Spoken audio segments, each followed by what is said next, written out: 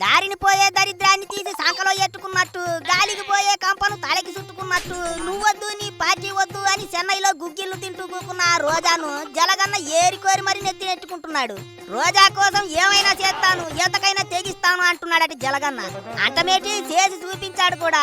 పాపం నగరిలో ఎన్నో ఏళ్ల నుంచి పార్టీ కోసం కష్టపడి పనిచేస్తున్న కేజే శాంతి కుటుంబాన్ని వైసీపీ నుంచి బయటికి గెంటేశారట.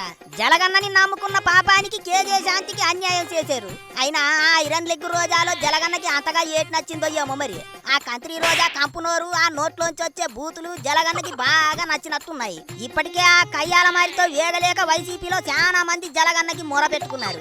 అంతెందుకు ఆ పుంగనూరు పుడింగి పెద్దిరెడ్డితోనే కయ్యానికి కాలు దువ్వింది రోజా. అందరితోనూ సున్నమెట్టుకొని వైసీపీని సాకనాకించింది. అయినా సరే జలగన్న ఇంకా రోజ్ రోజ్ రోజ్ రోజ్ రోజా పువ్వా అంటున్నాడు. సొంత చెల్లెలి మీద కూడా అంత ప్రేమ చూపించాడో లేదో గాని రోజా చెల్లెలి మీద మాత్రం జలగన్నకి ప్రేమ తెగ కారిపోతోంది.